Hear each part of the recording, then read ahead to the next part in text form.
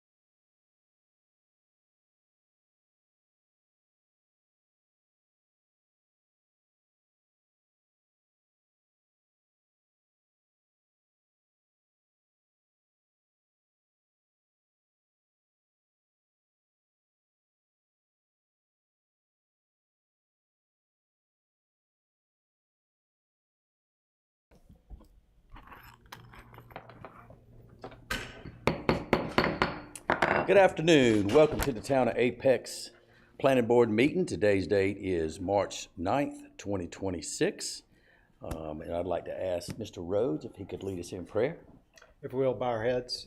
Heavenly Father, we seek your blessings upon our discussions tonight. Grant us the wisdom to engage in meaningful conversations that lead to productive outcomes. Amen.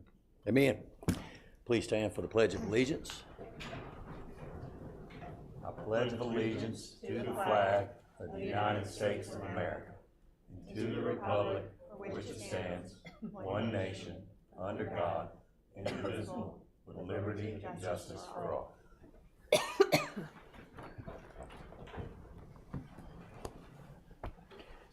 We have any items of information from staff?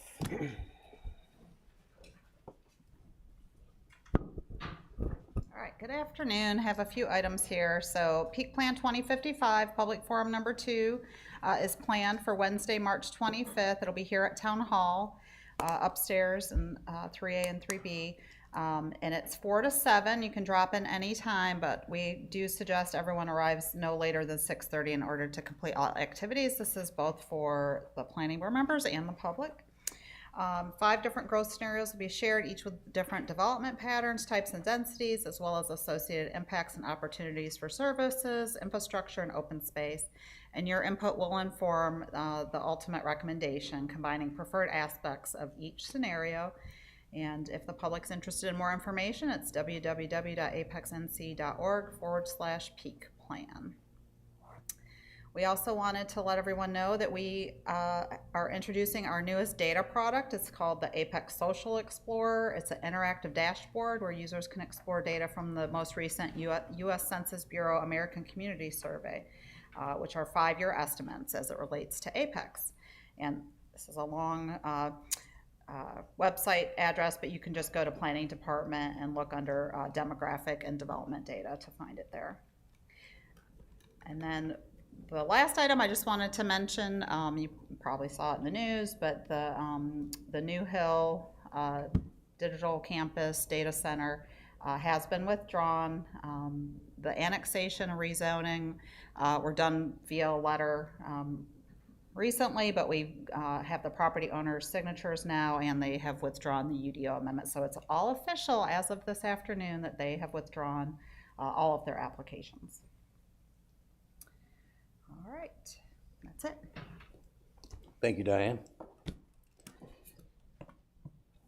Now we will move into public comment. If you have not done so already, to your left, you can sign in to speak on any agenda item or any non-agenda item for tonight. The purpose of public comment is to allow the public to speak on items that do not appear in this agenda. All members of the public wishing to comment on public hearing items will be called at the appropriate time later in the agenda. We do ask that you sign in if you wish to speak. All comments should be limited to 3 minutes and not representative. If there's a large number of speakers on one particular item, we do ask that a representative be selected to speak for the entire group and limit the comments to 9 minutes. Do we have anyone signed up for public comment?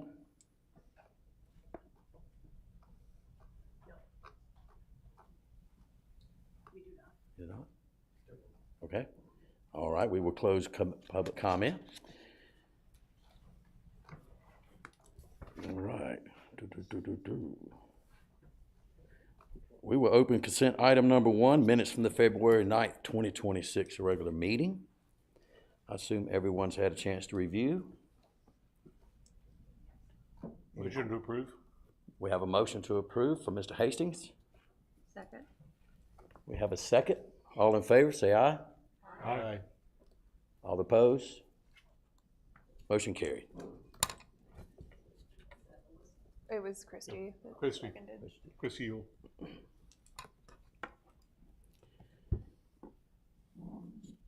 All right, now we will move on to public hearing.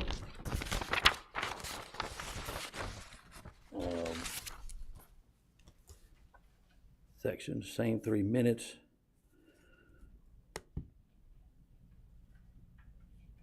Guess we're moving to open item number 1. Jenna, on the public hearing and possible motion regarding BO 2416 Tingen Road Crossing Feasibility Study.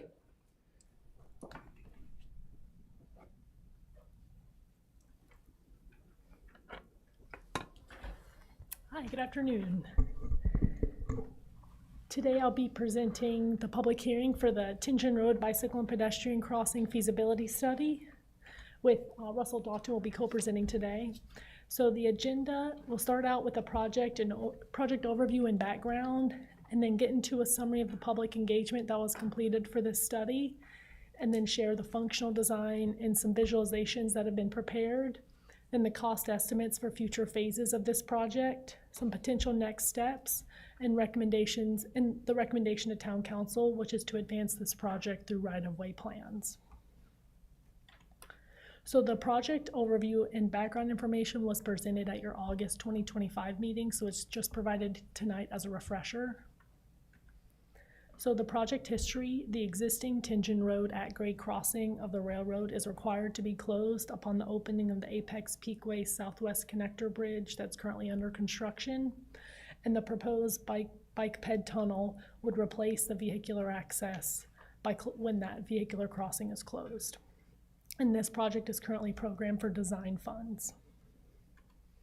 So the purpose of the feasibility study is to look into the opportunity to maintain connectivity for cyclists and pedestrians to cross the CSX S-Line railroad tracks either at or near the current Tingen Road crossing, and then to determine the relative need for this project and whether to move forward with further design. And the study area for the feasibility study is on the right in red. And the exhibit on the left displays the existing and active transportation network.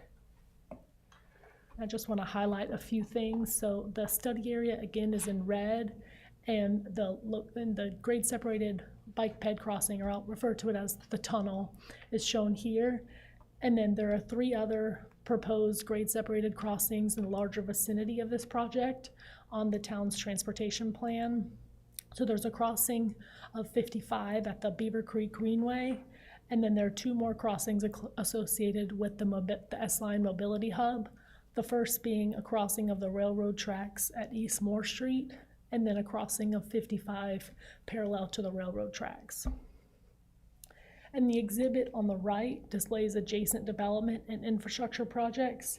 And I'd like to highlight a few developments that are beyond the extent of this map further south that are anticipated to just further increase the demand for bicycle and pedestrian travel along Tingen Road and into downtown, including Viridia, the NC Children's Hospital, and the Grace Christian School.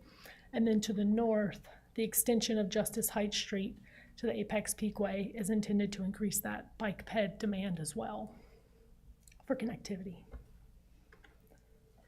So a summary of public engagement. So the first public engagement opportunity was held in May of last year, and there was a design charrette. And at that event, 4 alternatives were presented, 3 bridges and 1 tunnel. And when asked about the overall impression of the project, 81% of participants had a positive impression, while 6% had negative, and 13% either had neutral or no response.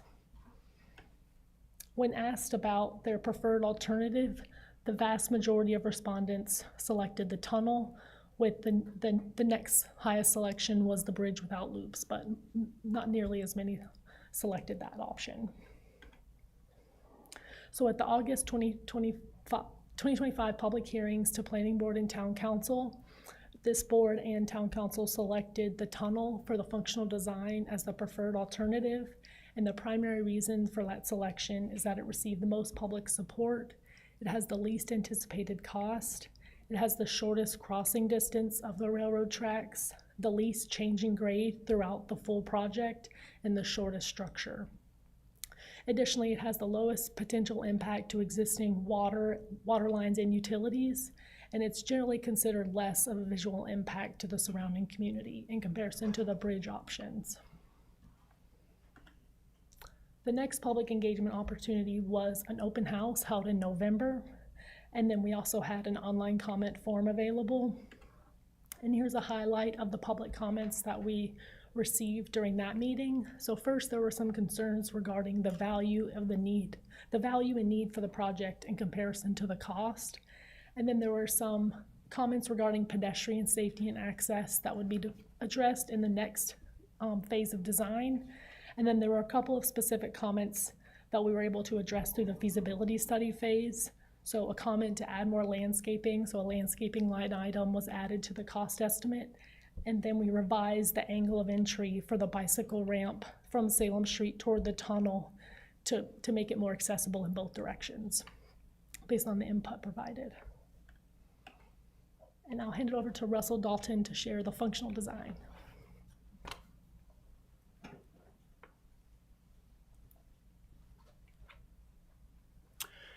So for the overall design, what we ended up with, as you can see on the image, is a side path along Salem Street connecting to an off-road trail, which goes under the railroad tracks down to the south side, where it goes through several turns before coming back up to grade at James Street. And this again is associated with the closing of the Tension Road crossing, which is X'd out here in the image. What you see here is the plan view with the features and as well as the profile. We shared this information with the public, so this sets us up for the next phase of design where we would go into more detail, obviously, and then move toward final plans for the project. There is a project underway to extend Justice Heights Street to the Apex Peakway, so that is very important to remember here. So that will change traffic patterns, that'll increase traffic on Justice Heights Street. That was part of the reason, but not the whole reason for the proposed realignment of Tension Road across from Justice Heights Street. Right now, you know, it's an offset intersection. It wasn't very conducive to pedestrian traffic, and that was one of the concerns we heard at the public meeting. So to remedy that, we do show that realignment in our functional design plans. As well as the proposed side path along NC 55, which extends outside of the scope of this project in future plans that we proposed tonight. The idea is we'll shorten pedestrian crossings with the four-leg alignment. We'll simplify the signal phasing for drivers navigating the intersection, which is both for safety and operational improvements. It also creates a potential opportunity for a gateway. If you notice in the image, there's a triangular area where when the road is realigned, it'll leave that area open for potentially something to go in there. It could be a nice feature. For Salem Street, this shows a 3-lane widening with curb and gutter, and also shared lane markings for bicycle traffic, and again, the side path along the east side. So just to recap the design criteria, so we ended up with a tunnel of about 105 feet long, which is a relatively short distance considering the length we have to get under the railroad tracks.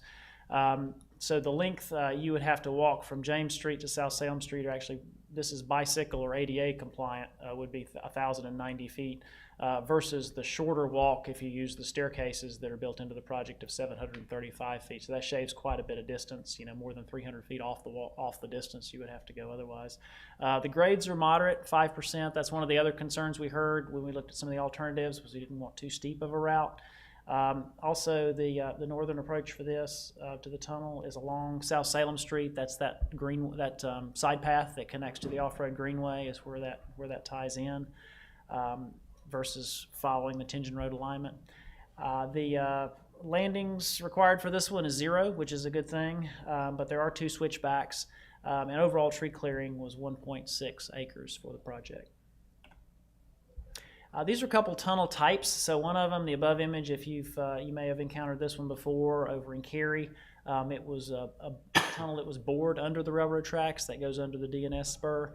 The boring, if we had to use that for this project, would increase cost compared to what we showed as the open cut method, which is more of a box tunnel, which you'll see in this image. So this open cut box culvert here, you know, using what I'll show in an image coming up is the more practical way to do it. You know, less excavation, lower cost.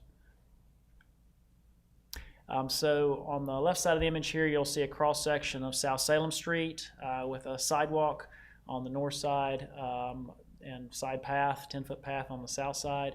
It's a 3-lane section that includes sharrows for bikes. And on the right side of the image, you'll see the open cut method. So you can see our culvert in the image, but very importantly, you'll see what's labeled as a jump span beam. So essentially it's a temporary bridge for the railroad as we're installing the culvert. There will be some interruption to railroad operations, and when this goes to CSX for review, if we go to the next design stage, there would be input on what we're allowed to do with the design of this project and how that would be handled. With all CSX projects, anytime you're crossing the railroad, you're going to have an agreement. You have to have a preliminary engineering agreement for them to review your plans, as well as once you get to construction, construction phase agreement, which would involve a flagging operation, which is just like we have for the Peakway Southwest project. So now I'll turn it back over to Jenna for visualizations.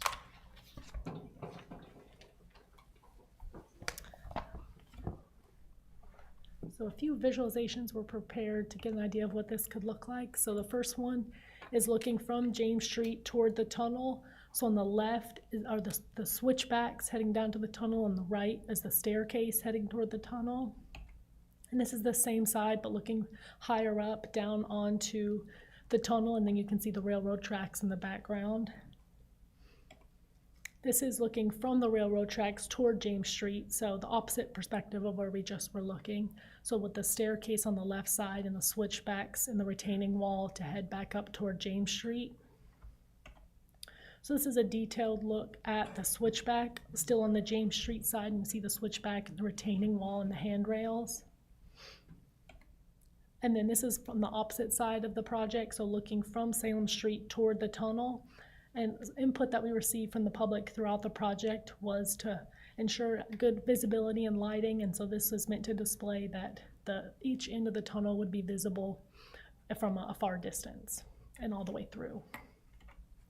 And then looking from the railroad tracks toward South Salem Street, so seeing where that Greenway connector would tie into side path along South Salem Street.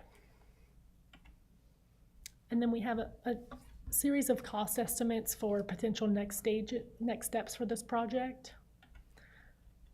So this slide displays the cost estimates for preliminary engineering through right-of-way plans. And on the left side of the screen, this table are the allocated funds plus staff CIP requests. And then on the right side are incurred costs and future estimates. So the town has entered into a federal funding agreement for preliminary engineering and right-of-way. We received earmark funding for this project of $550,000, and then the local allocation or the local match is just under $140,000. So the total federal agreement is just under $690,000, and staff are requesting approximately $300,000 to complete the preliminary engineering for this project, and that would be in fiscal year '27. So the total available funds plus the funding request is $980,000, and that lines up with the right side, so I'll run through that. These are the incurred costs and future estimates. So starting with the feasibility study, which is the only incurred cost to date of $180,000. The CSX PE agreement that Russell mentioned is anticipated to cost $100,000, and then NCDOT internal review cost of $100,000, and then the preliminary design through right-of-way plans is estimated to cost $600,000. So the key takeaway from this slide is that based on current information, available funds combined with this $300,000 in the fiscal year '27 CIP request is anticipated to fund the project through right-of-way plans. And the current federal funding agreement that I described at the top of this table for preliminary engineering and right-of-way expires in April of 2029, which is 5 years from the date that those funds were authorized. I just want to note that NCDOT and FHWA reserves the right to revoke these funds from Apex if we're unable to meet the deadline for design and right-of-way. However, a supplemental agreement would be required to extend the schedule to complete these phases. So the key takeaway is the funding request is $300,000 to get through the next phase, which is right-of-way plans, in addition to the funding that we've already received through the grant. So this slide displays right-of-way and construction cost estimates. So on the left are the right-of-way cost estimates, which are $975,000, including right-of-way acquisition, NCDOT review, and then completion of final plans. And the construction cost estimate for this project, we put in FY30 dollars, as that's when construction is anticipated, and that's just under $11 million. So here's a series of potential next steps for this project. In April or next month, staff are planning to publish the feasibility study report. And then what we're asking for input on today is the item highlighted in red, which is to prepare preliminary design through right-of-way plans, and that would be complete in mid-2028. Then the next step could be to acquire right-of-way and prepare final plans and then secure construction funding, and that would be approximately in mid-2030. And then construction could start in late 2030. So the possible motion for the planning board today, we divide it into two pieces. The first is to approve the draft feasibility study with some updated construction cost estimates as presented in the public hearing. So there are a couple changes and an increase based on what was presented here today in comparison to what's in the draft report online. So just want to make that clarification. And then number two, to approve advancement of the Tingen Road bicycle and pedestrian crossing through the right-of-way plan stage, which would require additional local funds of $300,000 in the FY27 budget. And we're here to try to answer any questions you may have.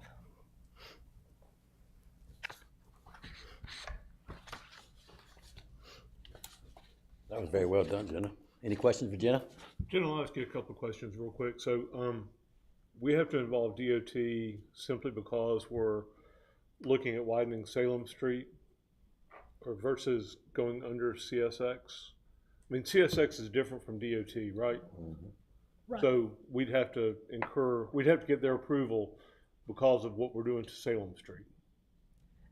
And Russell can correct me if I'm wrong, but DOT is a party to this federal funding agreement. Okay.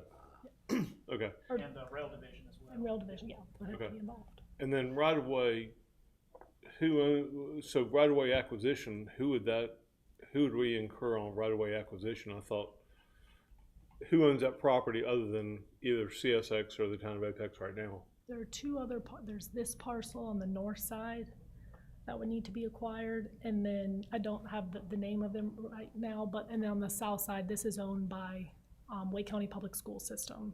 Okay, okay. Fair enough. No, thank you very much.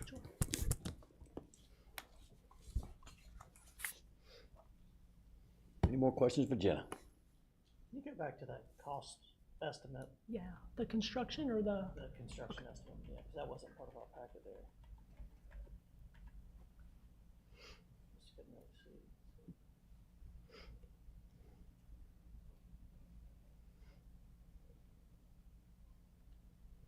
Jenna, what would happen if NCDOT does not approve? they don't approve of the tunnel. Of the funds? Would we have to resubmit and go through a re-review with them? I'm not sure I understand the question. So we have this agreement in place, and 500,000 from, it's a federal earmark, but it's being administered through the state, is my understanding. And then we have our local allocation, but we need additional funding to complete this stage in the process. Is your question about So engineering? That federal funding allocated is guaranteed already? Yeah, we have 5 years to spend it. Or we have until 2029. So no, we have 3 years. I had a misunderstanding. Okay, Thank you. sure.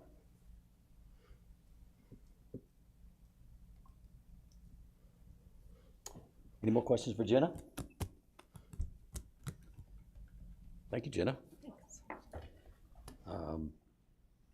Guess now we will open public comments. Do we have any public comments for this? Yes, we do. Thank you.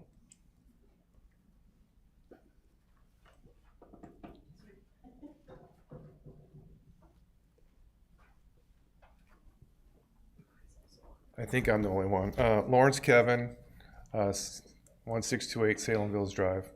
So part of that 400 house neighborhood in Salem Village, kind of close by. So first thing is, I didn't see any data on current or projected pedestrian or bicycle traffic. I think Brett Gant actually mentioned that in the previous, he had a previous question, and I don't know if any data was collected on that. Like personally, like when I travel bike or pedestrian. I'd go up James Street and then the South Hughes to go across, so it's 25 miles an hour versus 35. So I don't anticipate using the tunnel. So that's just that's my preference when I'm going to town campus, driving, the Christmas parade, that's just the route I take. So as far as like the focus I would like to see is on the pedestrian crossing, bicycle crossing that's going to go across William Street. There's also, I think it's going to be later, but there's a side path plan along CSX that kind of joins up with that.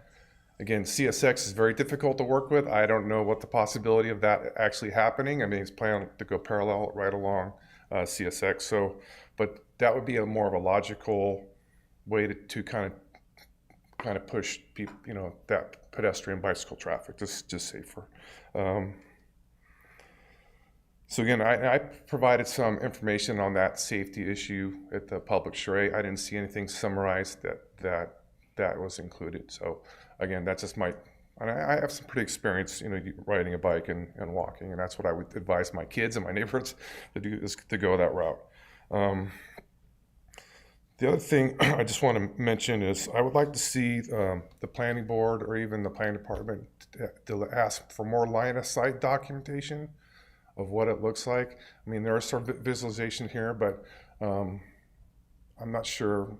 I just like to see everything I see is orthographic as far as top-down view buffers and easements, and that makes it easier to make a decision, but I'd like to see more line of sight. I also didn't like the description of S-line included in the report, because in my understanding of the feasibility studies, the S-line is not going to happen. So to kind of bundle it, that's going to be a commuter railway going through there. It's just not, I don't see it, and that's what I've seen as far as reports. The S-line, I mean, it's just not, I don't know if it's a dead project, but I don't see it happening. A couple other things, how's the town and CSX going to mitigate ad hoc crossings across the train tracks? I mean, again, like we have some pipeline areas that's kind of clear for kids to cross, that's a little farther up. And I think, how are you going to mitigate that as a safety issue? Again, if there's a long stretch, and I understand CSX wants it closed, or doesn't want, I mean, they pretty much demanded it. And the town staff has kind of stated that that's almost non-negotiable. I like to think it's negotiable. CSX has a new CEO as of September, October timeframe, because he wasn't negotiable. So look into that. And that's all I got. Thank you. Thank you, Lawrence.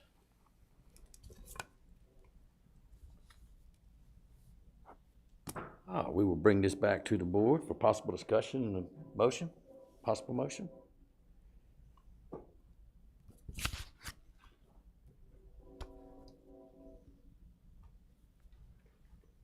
Any comments? I think this is moving the ball forward on what was evaluated in our previous discussions and adopted by town council. So with that, do you want to do this all at once, or do you want, we'll go, okay. I would recommend approval of item BO 2416 Tension Road Crossing Feasibility Study. We have a motion on the table from Melissa.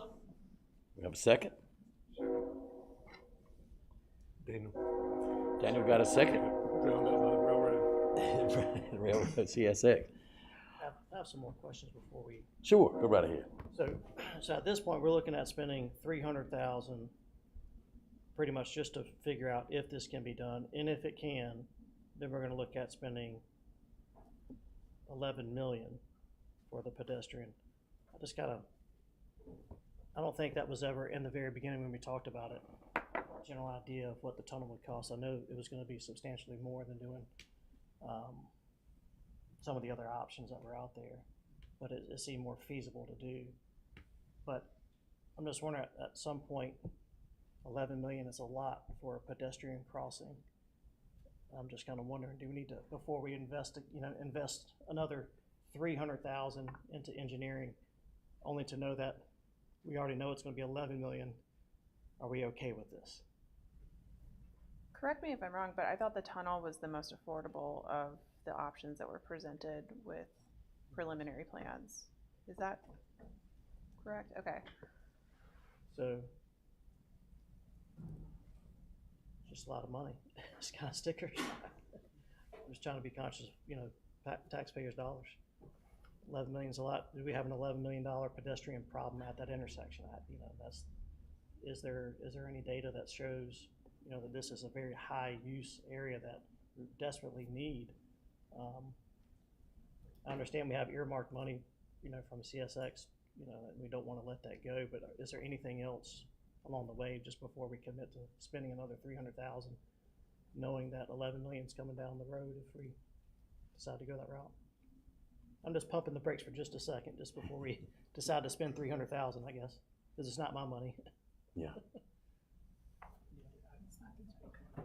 Yeah, if you'd like, I could speak somewhat to that. We discussed that as well, and that's part of the reason why Jenna mentioned the recommendation to get through right-of-way plans, because that gets us to a stage where we understand exactly what right-of-way we need, have a much better picture, complete picture of the project, and then if there are funding sources out there to assist, with some portion of that, then we would be, we'd be in line to be able to do that, to be able to go for those funds. But you're right. It is a large amount of money. We have a lot of priorities, so that is sort of the question on the table. It's like, do you want to recommend that additional money, that $300,000, to wrap up sort of the work we've been doing, use the rest of the federal money we had for design, and then we would have to go to the next step, which would actually be right-of-way acquisition. So there's actually another, I think, amount of money we'd need to spend to get through that part before we even get to construction. I'm just overall, you guys look at town budget more than we do, but I understand we're $2 million over on the streetscape in downtown. That's going to be more, and then we're looking at $11 million pedestrian. It just seems like quite a bit. Yeah. What additional sources of funding do you see that we could possibly get? Do you want to talk to the funding potential? Yeah, typically the LAP program, locally administered project program within CDOT, is where we seek funds. Through that program, for our Peakway, we got 50-50 cost share up to $25 million, so $12.5 million through that program. And this is already set up as a federal project coming in because we got a federal earmark, so it's already on that track to potentially be eligible for federal funds in the future. However, that's not, LAP is not 100% funding. Like I just said, Peakway was 50%. So if this project was 50%, for instance, if you were just to get right away for construction, if it was an $11 million project, you might get $5.5 million. So you'd still have to make up about a $5.5 million funding gap in a case like that once you get to that point. I'm not saying it would be eligible for LAP necessarily. It's a competitive program. It might be a good project or it might not when we get to that stage. And I don't know that we've had discussions with Campo as far as not for this project, for potential eligibility. And well, maybe eligible, but again, it's the competition when you get to that point, and you just don't know. It's when you submit it, once you're ready to submit it, which this would help set us up, going down that route, to find out what you're in competition with and how much funding is actually available. Okay. As far as a prioritization for the town, is this considered to be one of the town's highest priority items, as far as the pedestrian crossings and whatnot, or is this where we're really struggling? I don't see it on the road, driving through, I just don't see where it's like, people are lost trying to figure out how to cross the road there. Yeah. Often, Yeah, I'd say it's a high priority in terms of the fact that we have gone through the feasibility study process. We're wrapping up feasibility study for it. We also did have a mobility hub study that showed a bridge on that one as well in advance of this one. I don't know that it wasn't quite this deep of a dive into the bridge itself, but it did show a layout potentially for where the bridge would go to support future rail operations for people to be able to cross the tracks. And it's a little bit different. It's a little bit different type bridge when we talk about the mobility hub, because that one was literally to get people back and forth to the platform. It wasn't really a greenway type facility. There is the other bridge, however, though, that was associated with the mobility hub that would potentially parallel the CSX bridge on NC55 to get people across NC55. And there's also a bridge on our plan that was on the exhibit we showed that would potentially go under NC 55 west of Salem Street. So that may be a question for, and our Parks and Rec staff are here tonight to ask about the priority for that type of project and where that would be in terms of requests. Because potentially with the NC 55 widening, there could be an opportunity there to do an enhancement cost contribution to NCDOT to get that grade separation, which in that case it would be high priority in the sense that we've got an active NCDOT project, and that would be cheaper than us having to go on our own and build a grade separation to cross NC 55 over or under. Right, okay. So just to give you an idea of priorities in this area, so those are several, but as far as the highest priorities from a greenway perspective, I would probably defer to Parks and Rec staff as far as their priorities for greenway connections. In terms of what we're looking at, it is important from our perspective because it's closing an existing crossing where we have an opportunity. It looks like a pretty good opportunity to cross. It's going to be more expensive than we originally thought. Can I add one thing also? Sure. I just want to add one point as we're having this discussion. Because what really prompted this project is the Peakway requiring the closure of the roadway. And so we were looking at the closest crossings if this didn't exist. So to the west, it adds about it's in the report, I believe it's about 1.1 miles to go James Street and up the Peakway and down the new ramp. And if you were to go James Street to Hughes to 55 and back to the other side, in both cases, it's about 9/10 of a mile. So it's more so about the closure is what drove this feasibility study. And did you guys have the numbers that he was, I know you said that there was the Viridia, the hospital. Is there some sort of, are there statistics about that, about those type of facilities? Typically you will see an increase of X for pedestrians or bicycles that this would be needed for? Well, we didn't count how many people are currently crossing because it really wouldn't be an apples to apples. There's not sidewalk across the railroad tracks right now at Tingen. It's not very comfortable, and the new tunnel would be a very different experience. But I know when you build it, they come, but we don't have numbers for. Yep. Thank you.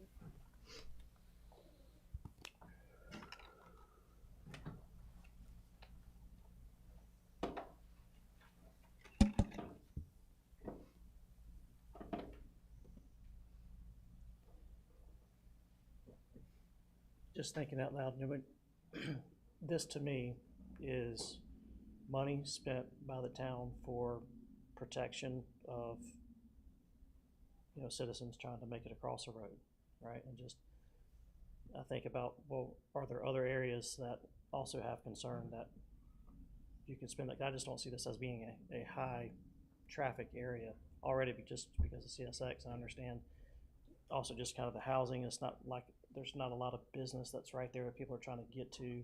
I understand they're trying to get to downtown, but I kind of doubt, looking at your map, that they would go around and then come back to the point where they were to start. I just kind of, if they're going to go to downtown Apex. Right? That's where the businesses are. That's where money will be spent by our citizens. Helps out the economy in that way. I just don't know that this is just more or less just trying to get people from one side of the track to the other safely. And I understand the concern, and I'm all about trying to mitigate any, harmful things that can possibly happen, but I'm just wondering, not that we're here to discuss whether we pull the plug on a project, that's not what we're here for, but if we're looking at spending $300,000 only to know that we got 11 million down the road if we get the 50-50 lap, that's just a concern of mine. Just putting that out there just for thought. Well, I admit that's a good thought, because it's 11 million now, so what's it gonna be then?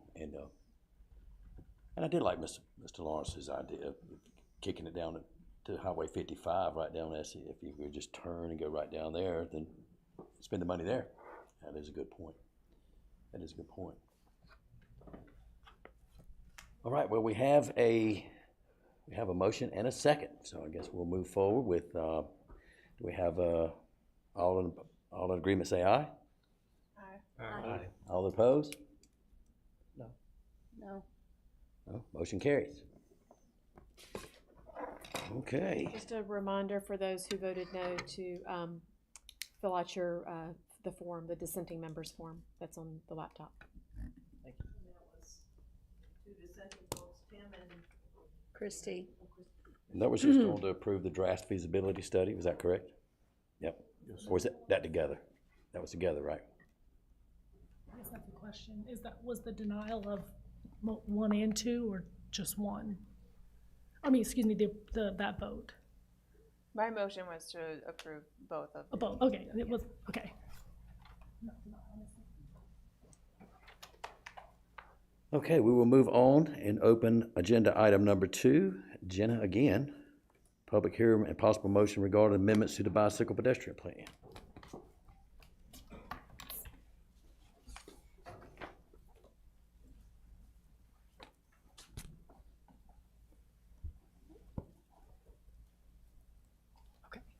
So public hearing number 2 are proposed amendments based on the feasibility study that was just presented, so the Tingen Road crossing. So this exhibit is looking at amendments along South Salem Street, or along and adjacent to South Salem Street and Tingen Road. The first proposed amendment is to relocate the grade separated bicycle and pedestrian crossing from the railroad tracks at Tingen Road to the location as shown in the feasibility study and in the functional design that Russell presented, as this crossing location allows for a perpendicular crossing of the railroad tracks and avoids impacts to the residential properties along the east side of Tingen Road. The next proposed amendment is to shift the greenway that's currently shown along the west side of Tingen Road from South Salem Street to James Street, shift that west to align with the ADA and bicycle route that follows through the tunnel from James Street to Salem Street. And then the next amendment would be to add side path along the east side of South Salem Street from that greenway connector north to 55, as there are plans for side path along both sides of 55 at this location. The next piece is to add side path along the west side of South Salem Street from Justice Heights Street down to Sugarland Drive, as this would provide a connection from the tunnel to the future South Walk Greenway, shown here between Ada Street and Salem Creek Drive, as well as provide a connection to the side path that's being constructed as part of the Apex Peakway Southwest Connector project. And finally, to add proposed side path along the east side of Tingen Road from the railroad corridor to the greenway that goes into the tunnel, to provide that connection from the side path that runs along the edge of the railroad corridor to the tunnel, essentially. And planning staff, Parks, Recreation, and Cultural Resources staff, and Transportation Infrastructure Development staff recommend approval of these amendments. And at their February 25th meeting, the Parks and Recreation Advisory Board unanimously recommended approval of the proposed amendments.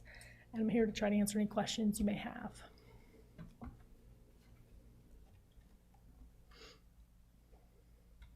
Can you tell us the difference between a side path and a sidewalk? Sure. So a side path is typically asphalt, while a sidewalk is concrete, and side path is 10 feet wide typically. So a wider path for cyclists and pedestrians, while sidewalk is really intended just for pedestrians. Jenna, where you have the existing pathways now that are X'd out, are they to remain, or will they be removed completely? Removed, so the greenway, instead of following here, because the intent is the greenway to provide that connection through the tunnel, so everything's being realigned. The purpose of this is to align with the feasibility study, so it's shifting to the west, both the greenway and the crossing, so that the path would follow through the tunnel. Do we have a study if the existing path is being utilized actively right now, currently? Well, there's not a path there right now. Yeah, there's sidewalk on the east side, but there's a gap at the railroad tracks. So what was your question? Would something be like torn up? No, no, because there's nothing there. But there will be fence put up when the Peakway closes, so this sidewalk won't be usable.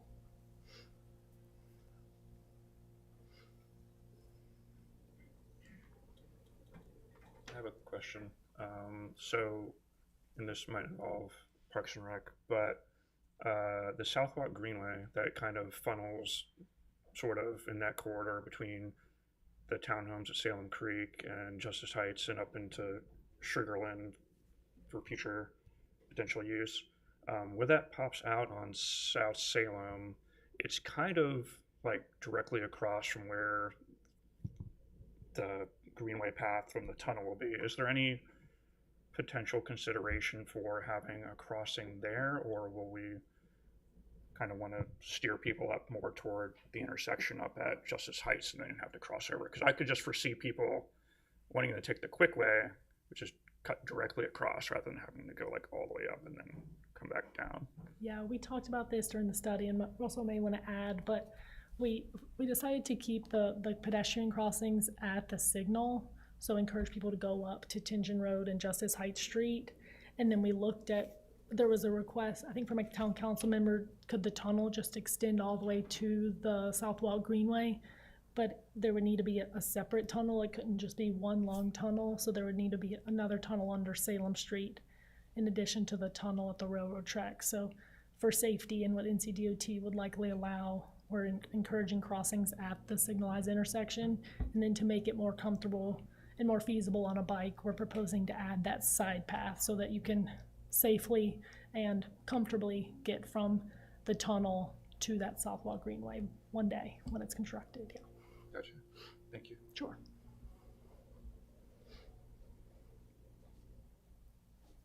Any more questions for Jenna?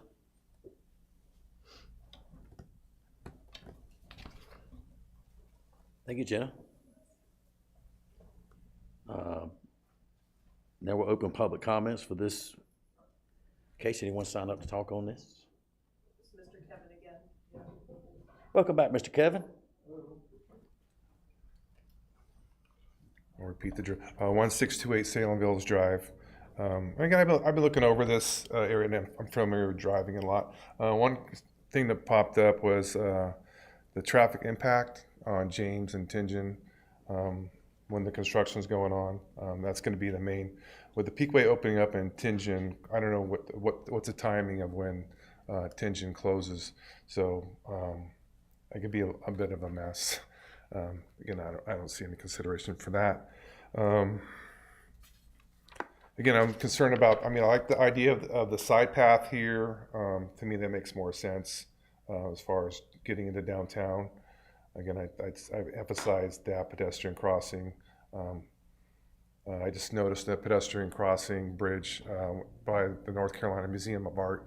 The other day, it looks like a separate standalone construction, and they're dropping it in a place next to a bridge. Obviously there's a bridge next to it, but we'll probably have to do the same thing along Highway 1.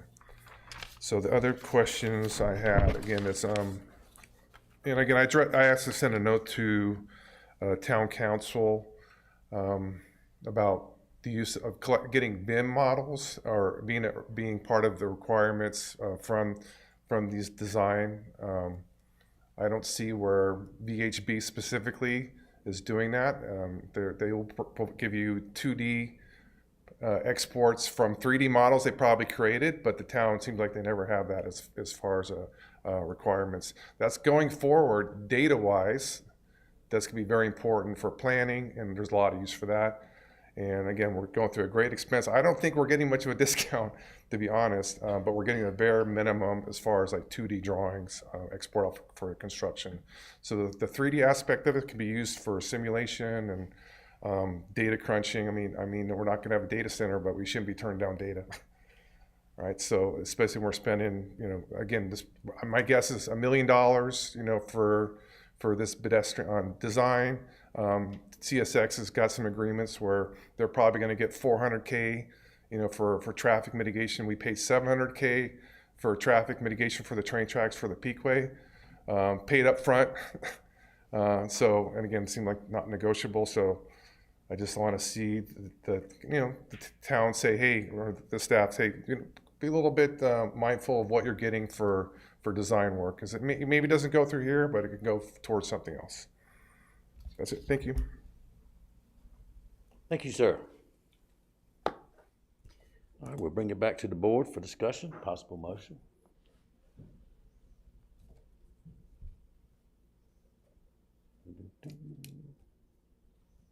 I think safety-wise for this area, for the town, it makes sense.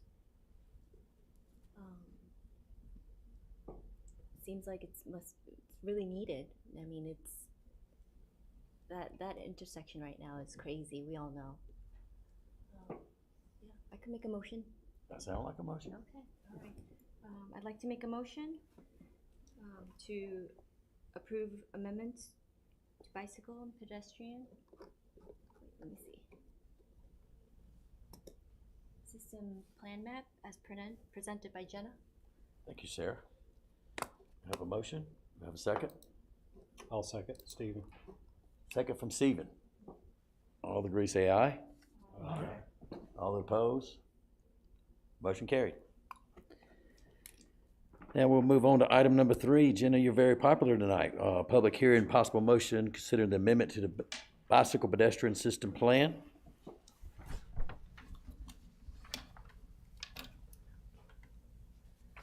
So here for public hearing number 3, an Apex Transportation Plan amendment associated with the Lawrence property that's now known as the Estates at Olive Chapel. So here, just to give you an idea of the area that we're looking at the area north of Olive Chapel Road and east of New Hill Olive Chapel Road. And here's the proposed Estates at Olive Chapel, which was formerly known as the Lawrence property when it went through the rezoning process. So the proposed amendment is to add a proposed greenway connection from the future extension of Adirondack Way to the Deer Creek Greenway corridor.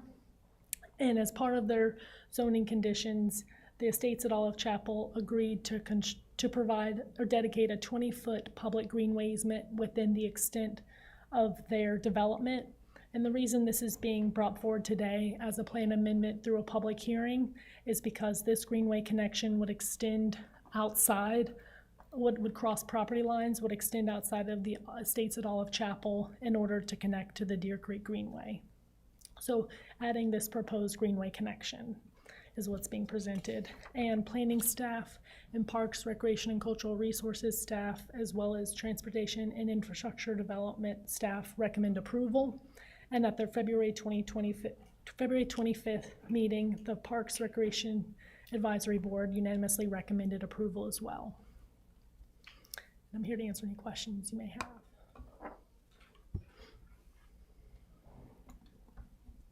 So, Jenna, just for clarification, we're using this sort of as a roadmap for future development on that property, considering it's in Wake County and not in the ETJ or the corporate limits right now. Is that correct? Right, it's in neither. Yeah. Right, it's so in we're neither. just trying to give developers, future developers, a roadmap of what we're looking to do down the road. Right, that's correct. Beyond the Estates at Olive Chapel piece. Right, which I applaud for trying to get ahead of that sort of stuff rather than behind it. So. Agree.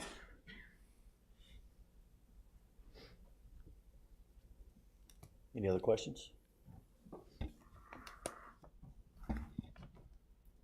Possible motion? Public hearing. Oh, sorry, excuse me. No, we will move on to item number 3, public hearing. Anyone signed up for speak?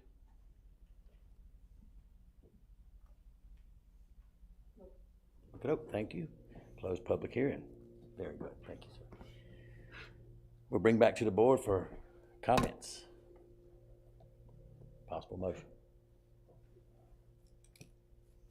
I think this one's kind of straightforward, isn't it? Also, hearing a lack of comments, I'll go ahead and make a motion to approve the long-range bicycle pedestrian system plan for Olive Chapel, adding the proposed greenway connection.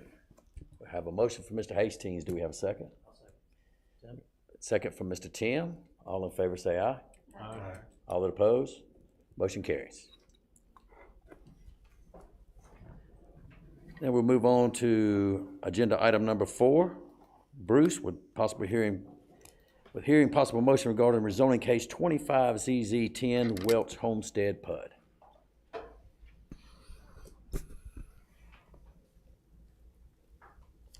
All All right, good afternoon, everyone. Bruce Venable, Planner 3 with the Town of Apex. Today before you, we have rezoning case 25ZZ10, as you just said, the Welch Homestead PUD. The applicant today is Lennar Carolinas LLC, and again, we're here to consider the facts, public comment, and to formulate a recommendation for Town Council today. Looking at the map in front of you to provide some context where this is located, it's in the southwestern part of Apex's planning jurisdiction, just north of Old US Highway 1 and east of New Hill Olive Chapel Road, where that little star is there. Here is an aerial image for you. This aerial image consists of 3 parcels totaling about approximately 83.53 acres. It's located to the east and south of existing residential subdivisions Woodbury and Friendship Station.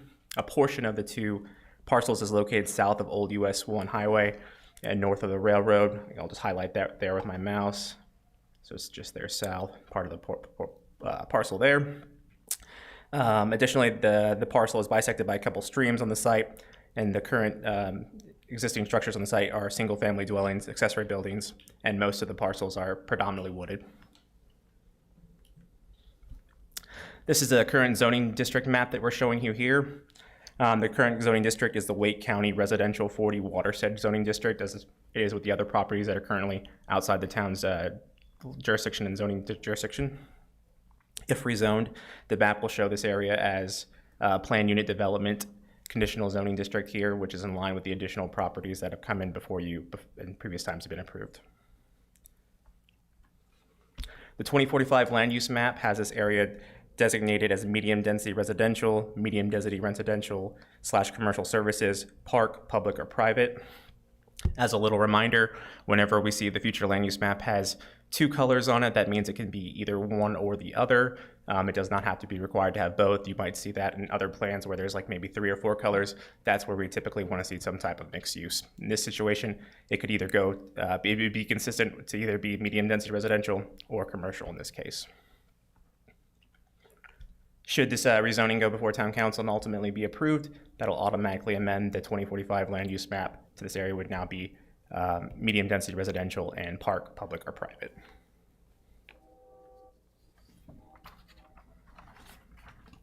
Wake County did provide an impact letter for this area, for this development. And the letter indicates that middle schools within the current assignment area for this rezoning are anticipated to have insufficient capacity for future students. So transportation to the schools outside the current assignment area should be anticipated, while possible long-term solutions may include capping students out to other schools with available seats, reassignments, or calendar changes as well. The applicant did hold their 2 required neighborhood meetings, the first being May 20th, 2025, and more recently, January 20th, 2026. To give you some details and context for the project itself, the project is proposing a maximum of 270 residential units. This will be a product mix of product mix of single-family detached and townhomes as well, split accordingly based on final design and layout. We can see here on the map that the A pods here are showing the single-family detached areas, where the townhome is confined to this B pod here.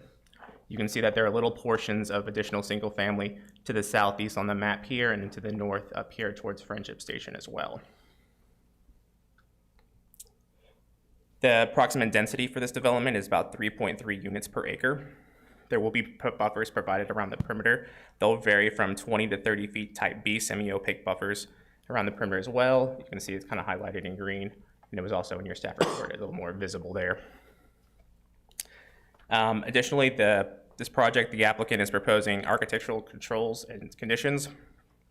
It'll include enhanced architectural standards that are consistent with other recently approved PUDs. And these include, but are not limited, enhancements such as limiting vinyl to decorative trim and other decorative elements. Facade materials shall be brick or cultured stone or fiber cement. And also, visible sides of homes on corners shall contain at least 3 decorative elements and have and more that have been provided in your packet as well. There are additional conditions there for the architectural standards. There will additionally be connective and transportation improvements. First, access. There'll be full access movement driveway on Old US 1. Just for clarification and context, these blue arrows indicate where the access will be. So this will be the full movement access on Old US 1. Additionally, stubs will be provided to the adjacent already developed subdivision here, to the currently under review subdivision here, and then there'll be stubs provided along undeveloped property to the south and to the east as well. So they'll include that. The applicant is also proposing conditional conditions. They'll provide temporary turnarounds. The temporary turnarounds and a fee in lieu for the removal of temporary turnarounds for stub streets that are not connecting to existing streets. So anywhere we have a potential stub street that wouldn't be connecting to anything existing, a temporary turnaround will be provided and a fee in lieu so that can be removed. This is so that emergency vehicles can move freely about the place without having any issues of having to turn around or any kind of issues like that. Additionally, two parcel owners have worked with the applicant to ensure that the stubs will stop 25 feet short of the property line.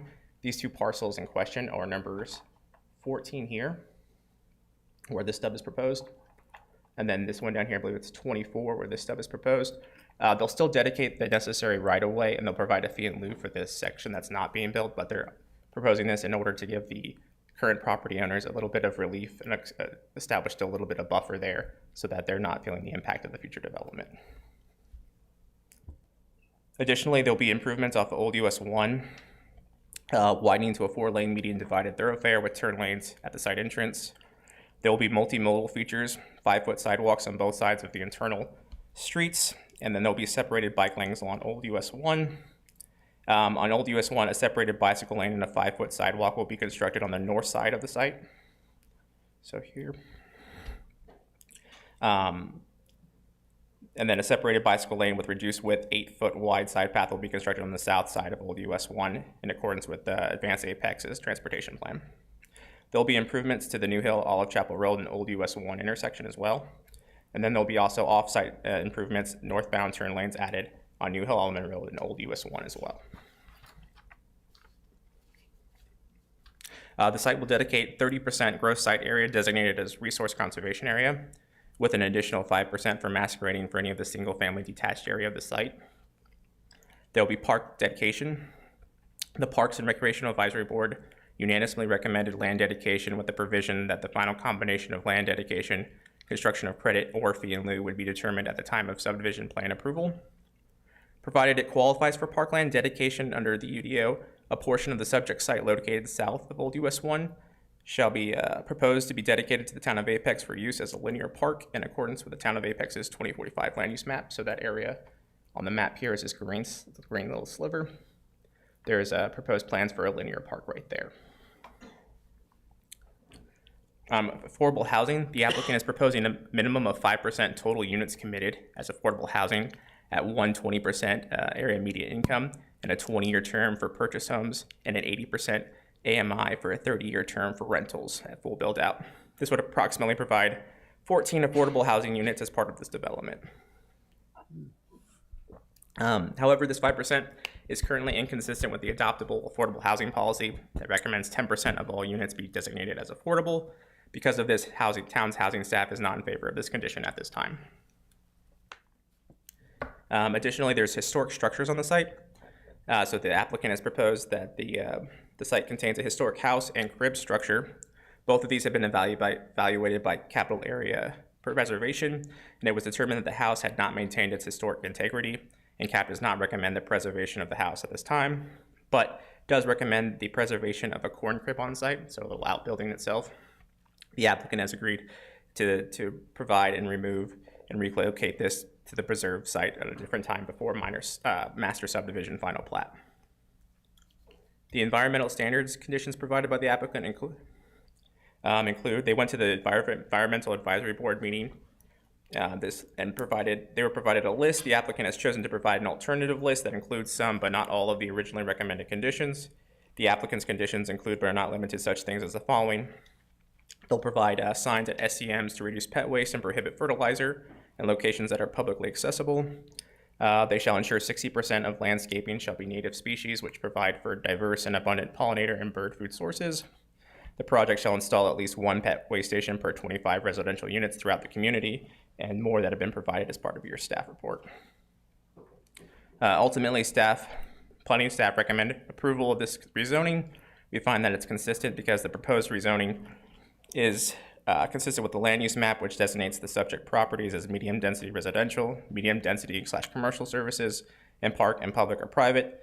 The land use map will amend the changes to the medium-density residential services designation to medium-density residential to accurately reflect the proposed development. The proposed PUD district supports and implements the future land uses designations by allowing coordinated master plan development pattern consistent with the town's adopted policy framework.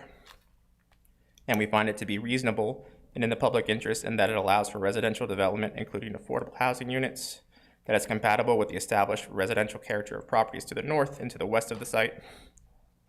The development will support continued residential growth in an area identified for such growth, provided additional housing opportunities, and in an appropriate planned location. Furthermore, the rezoning promotes compatibility with surrounding land uses and will contribute to the town's tax base, thereby supporting long-term fiscal sustainability and the provision of public services. The rezoning will also improve both vehicle and pedestrian connectivity by connecting roads with the existing Friendship Station and Woodbury subdivisions and providing new connections to Old US Highway 1. So that is the end of our presentation. We're here to answer any questions. The applicant also has a presentation, and there are members of the public that wish to speak on this rezoning as well. Thank you. Yep. Any questions for Bruce? Bruce, I got one question for you. Yes, sir. Talking about historic structures. You said that the applicant has agreed to relocate the corn crib, correct? Yes, sir. Even though in the paperwork it says that the corn crib shall be evaluated by one or more third-party licensed professionals. So are they willing to bypass the third-party professionals to look at it and agree to have it relocated? As part of it, the professional will come out and make sure that it is capable to be moved. There'll be a feasibility. If the crib is unable to be moved, like it's just not structurally sound or anything like that, then that's when they would have the ability to either not to remove it or not preserve it as well. But at this time, the feasibility is to make sure that it is structurally sound and safe to move at this time. Could I ask that they also not rely strictly on a third-party professional, but also get the recommendation from Capital Area Preservation? It's been known for properties like this to have something that is historically accurate to suddenly not be allowed, it's not deemed to be salvageable. And so the third party, I'm not going to say they did anything wrong, but the third party was relied on too heavily versus the professionals that the town's already paying for, which is Capital Area Preservation, to get their recommendation to second that opinion, I'll say. Sure. I'll have to check into that. I'm not familiar with CAP being able to provide more construction and feasibility for actual movements of the structure. They, from what I understand, they really look at just the historical integrity and whether or not it should be preserved itself, but I'll look into that for you and see if we can. Right, but they've got property, they've got building movers on standby that could be the third-party evaluation on that sort of stuff. So okay. I just hate to see a structure go away because an independent person above and beyond Capital Area Preservation thinks that it's not worthy of being moved. Understood. Especially because CAP already said it was historically accurate. We should check in with CAP again just to make sure, because as Jeff said, they do have those moving capabilities that in the contract. Just lean on them a little bit more. Yeah. Sure, absolutely. Just as a reminder, these are conditions. They're also proffered by the applicant, so that'd be something the applicant would also have to agree to. Yeah, absolutely.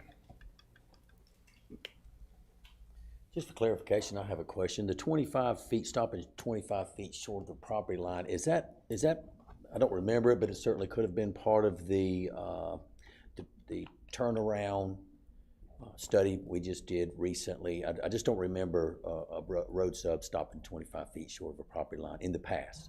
Is that something new, or is that something that's part of the fee in lieu of the temporary turnaround?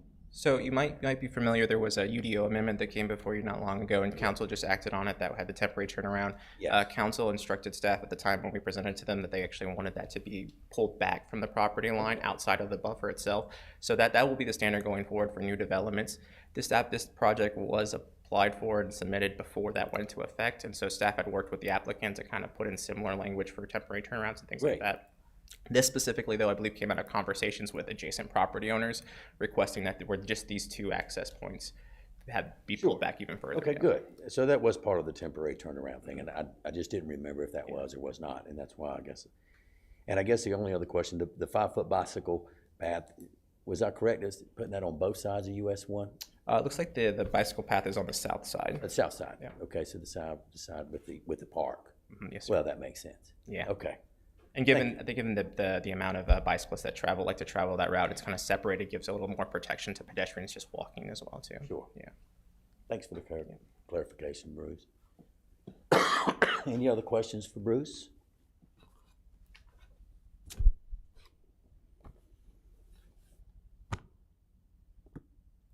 Hearing none, would the applicant like to speak?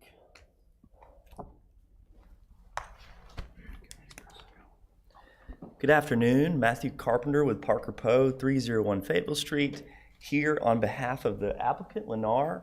We've got several folks here that will be available for questions, including Tyler Wilson with Lennar, David Bergmark with McAdams, our landscape architect, and Nate Boquin with McAdams, our transportation engineer. We appreciate your time tonight. As Bruce mentioned, this is the Welch Homestead PUD. I think he described the area very well. The only context that I'll add is that there are several recently approved and pending projects in this area that I do think affect the evaluation of this project. At the intersection of Old US 1 and New Hill Holloman Road, there's the New Hill Commons PUD, which you may remember was approved, I believe, in May of last year, and that was for grocery anchored retail project with some adjacent single-family homes.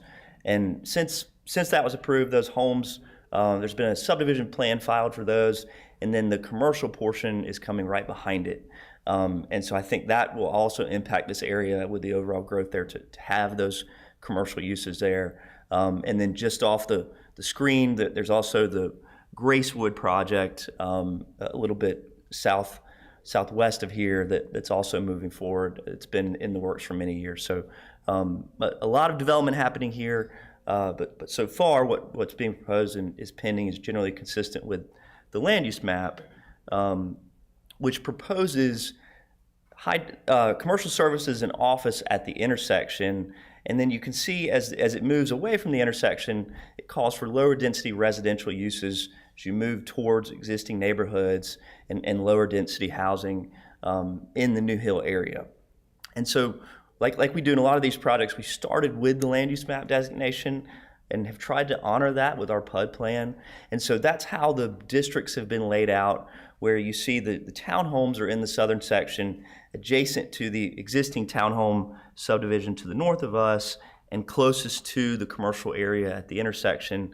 And then as you move north on the site, northeast towards these existing large tracts that are undeveloped or have single family homes, our density transitions down. And so overall across the site, we're at 270 units, which is 3.3 units an acre, which is well below the 7 units, up to 7 units an acre that the land use map designation recommends. What's also unique about this case, I think, is that from some other residential PUDs you see, we do have a commitment to a minimum number of townhomes. You see we have those ranges on the screen that are in the PUD text document. And the goal there was to certify essentially that there will be a mix of housing types here. The medium density land use map designation calls for townhomes and single family. Sometimes products may get approved that way, both are permitted, but then they're built out as fully townhomes or fully single family. And so here we're trying to ensure that there will be that mix of housing, which is consistent with what the land use map proposes. The affordable housing piece, I do want to add some context there.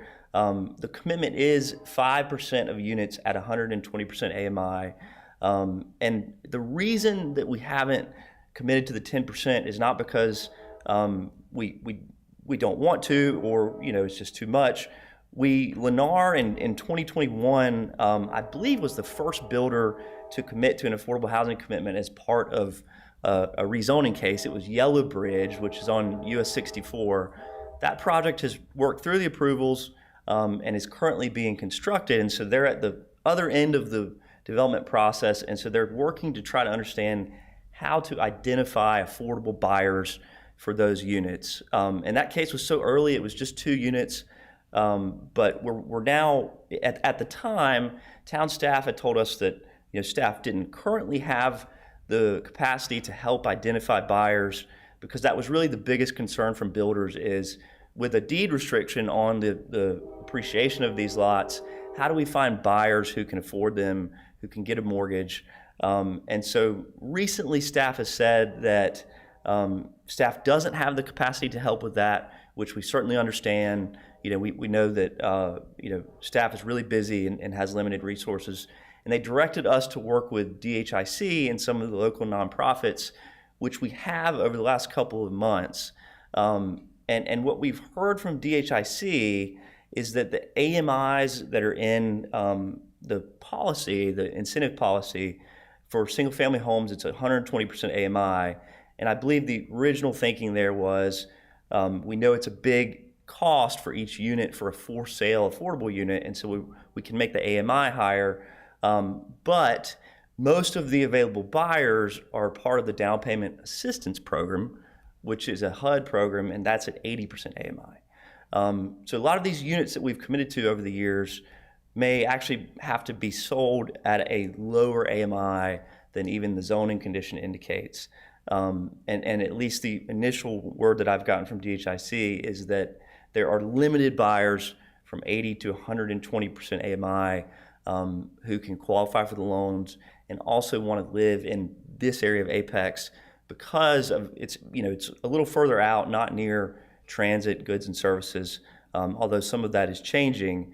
But so for that reason, we've stayed at 5% because the concern is that these units, if we commit to 10%, that's 27 units across the site, and there's a legitimate concern that they may be constructed and then sit unsold. And I think that's the worst case scenario for the project and for affordability generally. And so we're still working through that, and Lennar has experience doing this, which is why we have committed to 5%, but we are concerned about pushing it to 10%. And also the 10% recommendation is the policy, in the town zoning and incentive policy, which lays out incentives for affordable housing commitments. This project is not using those incentives, so we're not requesting a reduction in RCA. We're not going above the density recommended by the land use map. So the proffer is below the recommendation, but we're also not asking for any incentives. This slide calls out several changes we made based on conversations with neighbors, particularly with the neighbors adjacent to the east. So we have wider buffers in several areas where there's a 15-foot buffer required. We've bumped that to 20 feet. There was a concern expressed, and to provide some more context, the adjacent property owners have had in some ways a negative experience with the recent subdivision constructed to the north. And so some of their complaints were very specific and very well understood by us because they just recently went through this with another builder. And so we've tried to account for some of those concerns in the conditions, and that's why they may read a little funny. But one is that you'll see in the PUD text, we have a type B buffer standard laid out in the PUD text. The UDO allows the standard to be supplemented allows existing trees to be used to meet the condition, but sometimes those trees are pines and there's not a lot of coverage or opacity at the bottom, 10 to 15 feet up. And so it can result, even though it's a type B, in a buffer that you can see through at the ground level. And so we've specified that we'll use existing trees where we can, but we also will meet the buffer planting standard that's in our PUD text. So to give comfort that there won't be any gaming of the buffer where we say, we're using existing trees, we're not touching them, but there's not a meaningful buffer there. And then the Stubb Street condition, that also arose because of the subdivision to the north. I believe the current UDO standard says that Stubb streets should stop within 10 feet of the property line. And so even if you have a 20-foot buffer in those locations, if there's a Stubb Street cleared to the property line, it's sort of a big hole in the perimeter buffer. And so we wanted to prevent that, and so we specified that it would stop 25 feet short of the property line so that it's at least 5 feet from the edge of the buffer to keep that buffer undisturbed.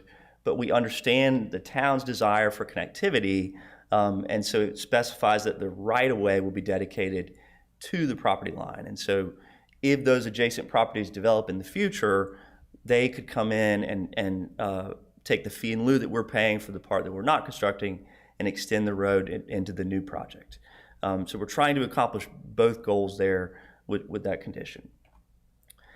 And then this slide just outlines the transportation commitments that we have.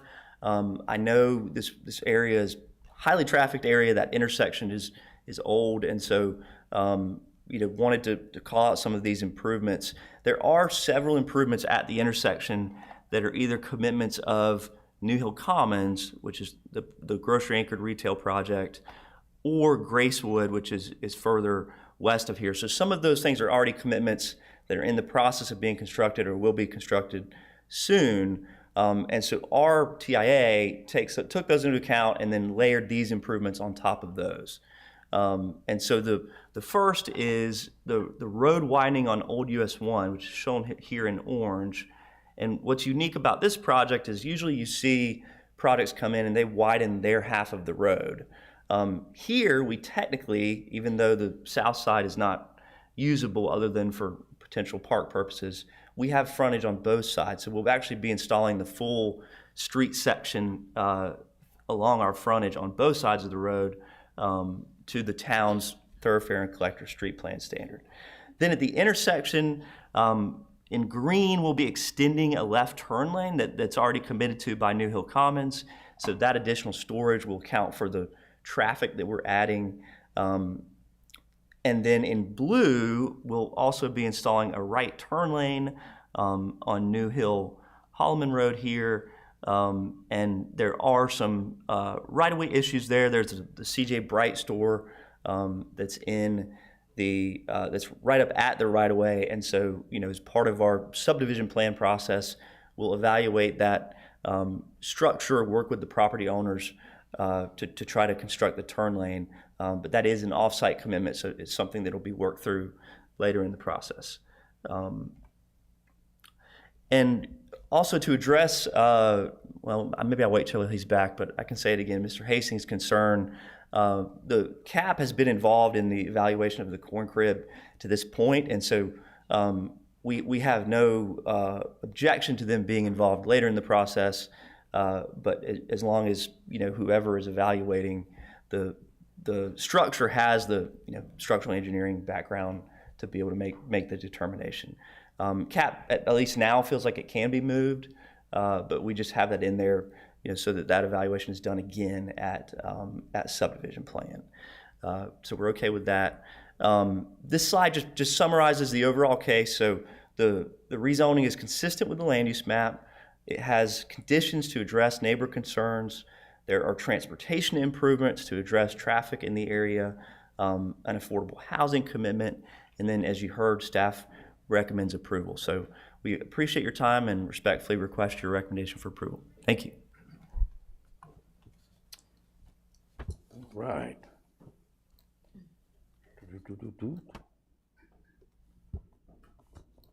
All right.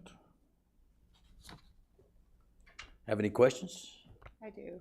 Has the applicant considered rental for the affordable housing solution, since probably affordability is tougher for not just, right? Have they considered that? So the actual PUD text is written so that the affordable units can be for sale or for rent units. Lennar is a builder, and so they don't build rental units. All of their products are for sale. So the intent is for the whole project to be for sale, but the conditions do allow for that. But no, Lennar doesn't build or operate rental units, and so. So they would only do it if they're the builder? They wouldn't do it to a third party? They could, but every project is different. We talked about some creative options here, but there are other issues with having a rental project in the middle of a for sale subdivision, just in terms of maintenance, ownership, common areas, and the location, because we are a little further out here, sort of in the southwest area of the town's boundaries. And so the goal, and two, the town has gotten, at least in my anecdotal observation.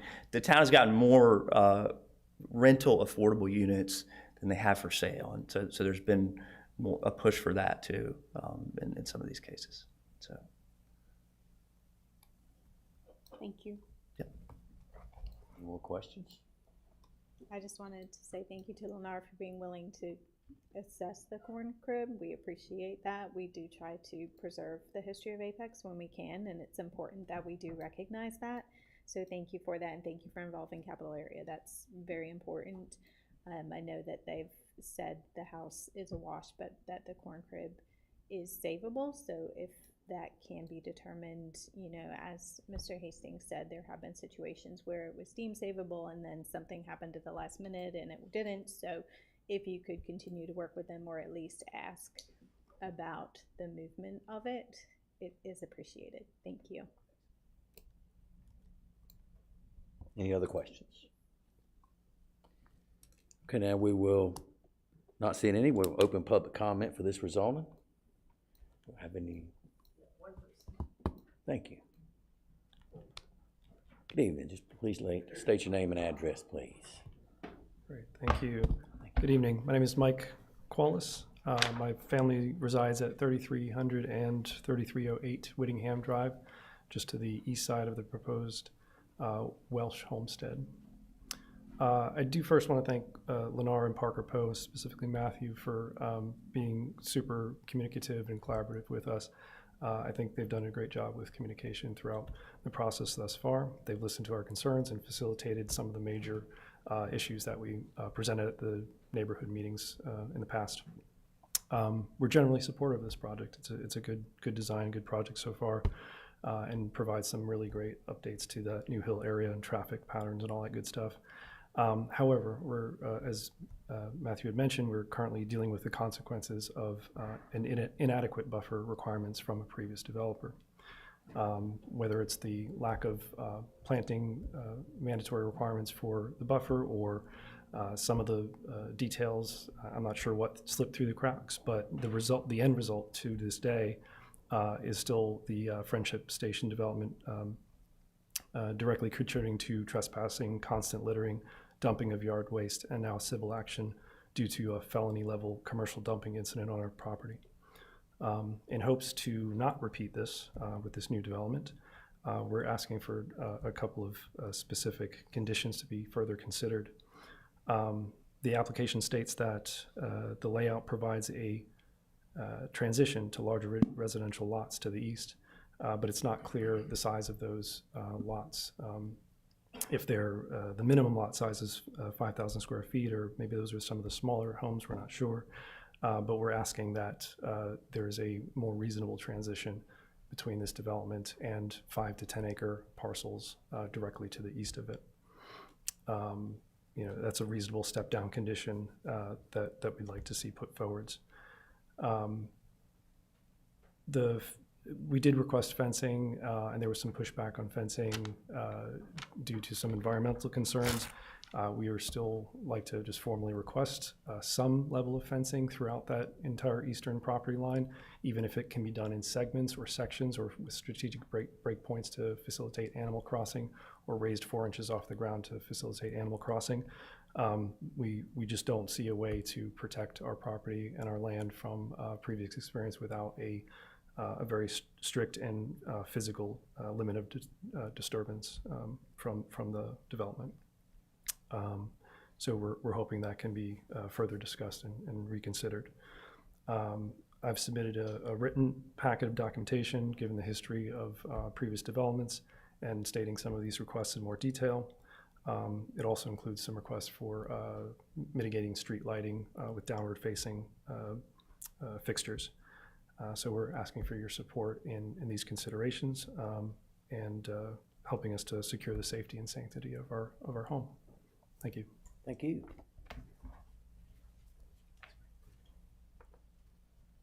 All right. Nate? They're just here for questions. Okay, all right, They're great. part of our. All right then. Well, we will close public comment and bring it to the board.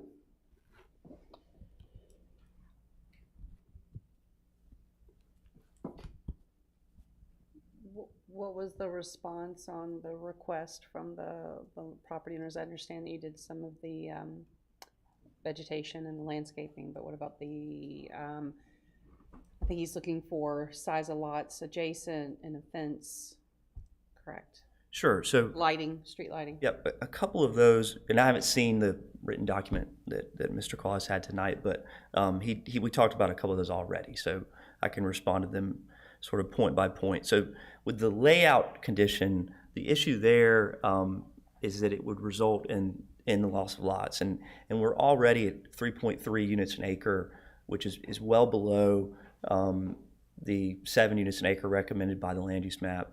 And so if we were to reduce density further, then you're getting down to 3 units an acre or below, which is low density residential, which would be inconsistent with the land use map. And so the goal is to stick with the lot sizes that we have, but we've tried to meet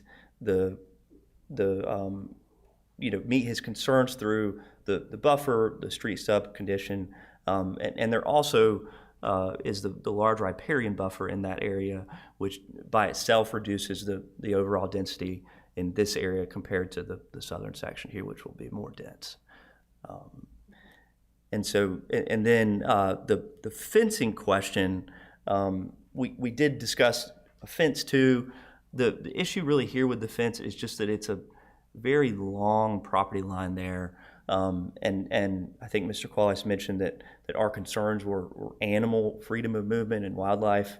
That was something that the EAB had sort of gotten on to me for before when we've added fences was, well, how do animals move around in wildlife? And I know that there are ways to account for that, and there can be strategic breaks in fencing, but we don't have a subdivision plan at this point where we know where lots will be and open spaces, and so it's difficult to know where those breaks would be. So I think we're open to more discussions with him about, can we agree to a fence, but we just haven't been able to make it a zoning condition because of the environmental concern with wildlife, and then not being able to plan where those gaps would go at this stage. I think at subdivision we'll have a better idea of where we could put fencing and where it could break, to allow that. And then the third question about lighting, I don't know the exact provision that he's requesting, but I do know that I believe under the new lighting regulations in the UDO, which were adopted towards the end of 2024, I think full cutoff fixtures with downward facing shields are required, but I would defer to staff on that. I think we're certainly open to trying to fill any gaps if there are gaps where the UDO doesn't address it. That's correct for on-site lighting. Street lighting may not have the full cutoff shields all the way around, but those are in the road and they are directed downward. Right, and then with our street stuff stopping 25 feet short of the property line, I think that'll also help contain the street lighting. So no, we're open to any condition that would help, but recently I've deferred to the UDO lighting standards because they're pretty comprehensive. So. And just to clarify, the UDO does not regulate lights within the right-of-way. Because they're in the public street, right? Correct. Yeah.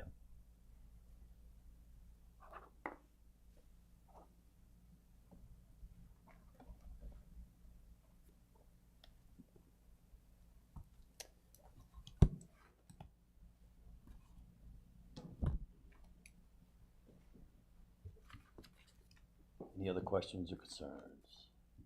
Just, I guess, as we move forward, I would like to ensure that Mr. Qualis's concerns about the fencing are remembered, recognized, and that is a consideration once you do establish that more. And I recognize that you haven't decided what is going to be and where your map is. I understand all that, but just that. Yeah, we met with Mr. Qualis a month or so ago, and we've been emailing back and forth within the last week, trying to schedule another call, and so we'll do that this week and follow up. So, yep.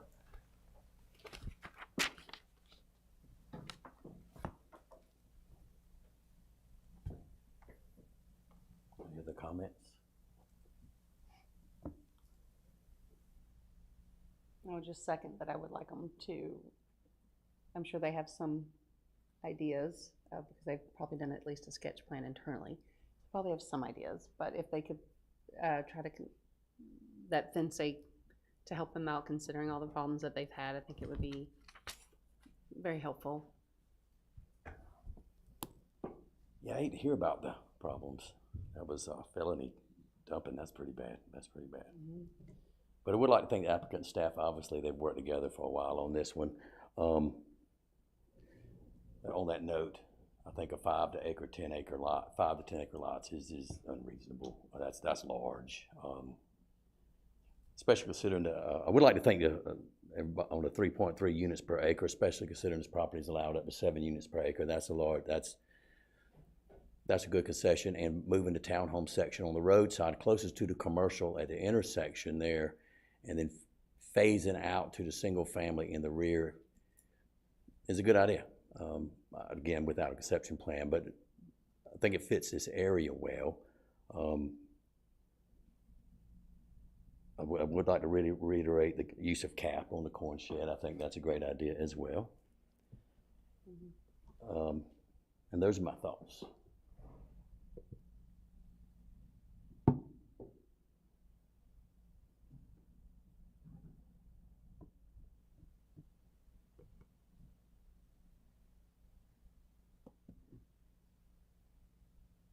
I'll make a motion to approve rezoning number 25CZ10, the Welsh Homestead PUD.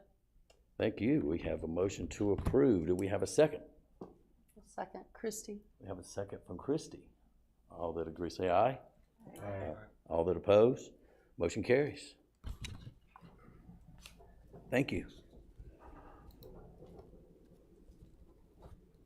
We will move on to agenda item number 5, Joshua, on public hearing and possible motion regarding rezoning case 25CZ19, Camp Branch Lane. Good evening, Joshua. Good evening, everyone.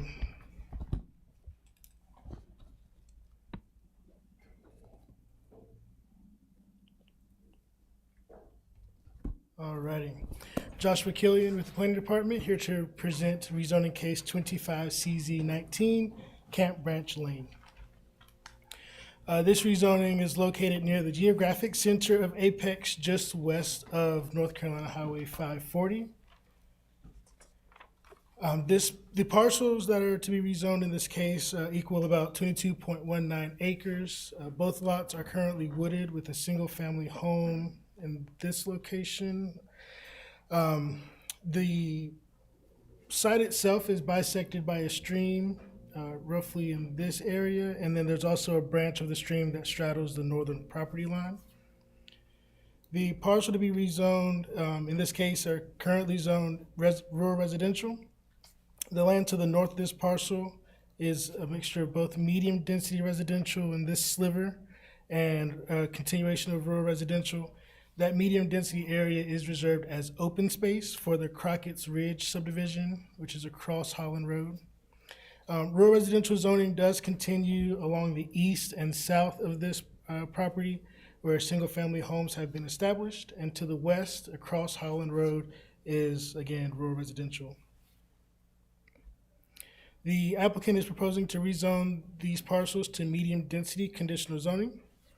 The applicant held neighborhood meetings on October 29th and October 29th, 2025, and February 16th, 2026. And those reports are in your agenda packet. A Wake County Public Schools letter of impact was received for this rezoning and indicates that schools at the middle grade levels within the current assignment area for the proposed rezoning are anticipated to have insufficient capacity for future students, and that school expansion, construction, or reassignment within the next 5 years may address these concerns at these grade levels. 25CZ19 met with the Environmental Advisory Board on December 18th of 2025, and 9 recommendations were made from the Environmental Advisory Board. A total of 4 of those zoning conditions were added, 2 with modifications and 2 without modifications. Due to site limitations associated with the bisecting streams, the applicant is proposing a maximum density of 4 units per acre, while altering a few of the dimensional standards from the medium density district. These alterations can be represented by the zoning condition limiting the minimum lot width to 40 feet, the side setbacks of 5 feet with the combination side setbacks totaling 10 feet, and the 20-foot front setback. In comparison, the typical standards for medium density are a 50-foot minimum lot width, 6 feet on the minimum side setbacks with a combined total of 16 feet for both sides combined, and then a 25-foot front setback. Public street improvements have been offered through the zoning conditions as well, including specified widening of Holland Road, consistent with the Town of Apex's bicycle and pedestrian street plan map. This includes dedication of right-of-way for the length of the property's Holland Road frontage, and widening and improvement of Holland Road in that frontage to a 3-lane thoroughfare section, including 6-foot bike lanes and a 5-foot sidewalk.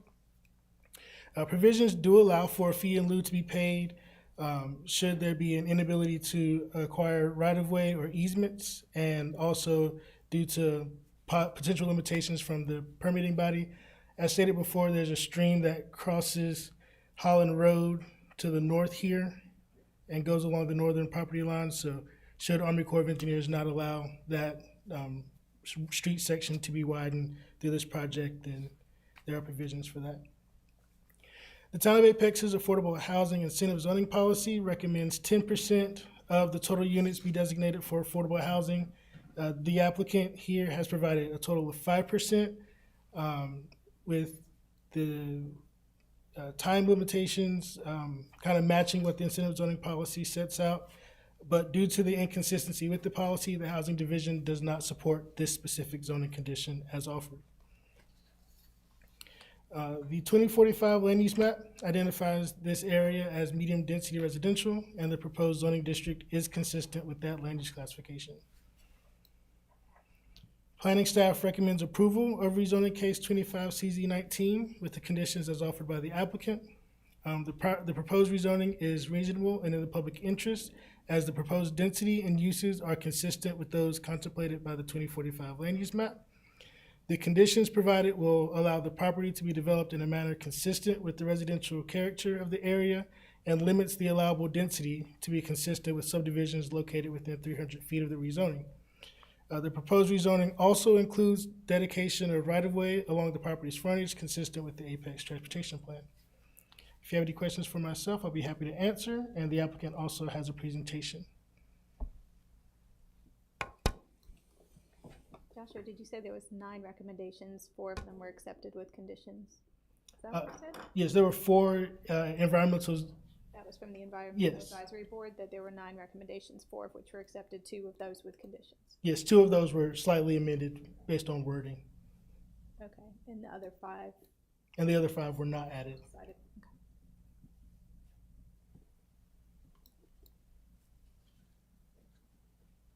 Any other questions for Joshua? Thank you, sir. All right, thank you.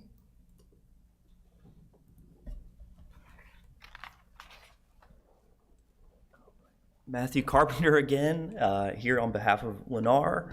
We've got a different group with us for this project. I've got Chris Boley with Lennar, and Don Curry with Curry Engineering behind him. As Joshua mentioned, this is a much smaller scale project than the last project you saw. It's a little further east towards Apex. It's still west of 540, which I know a lot of the town documents use as sort of the dividing line for RCA and what's more urban and what's more rural.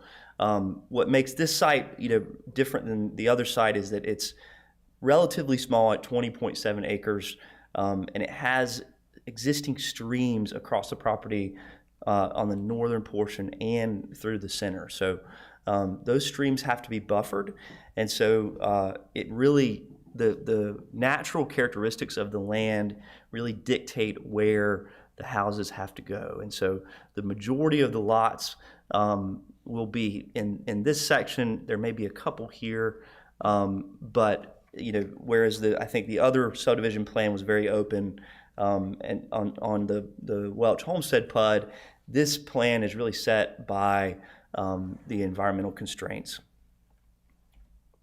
The land use map again is medium density residential.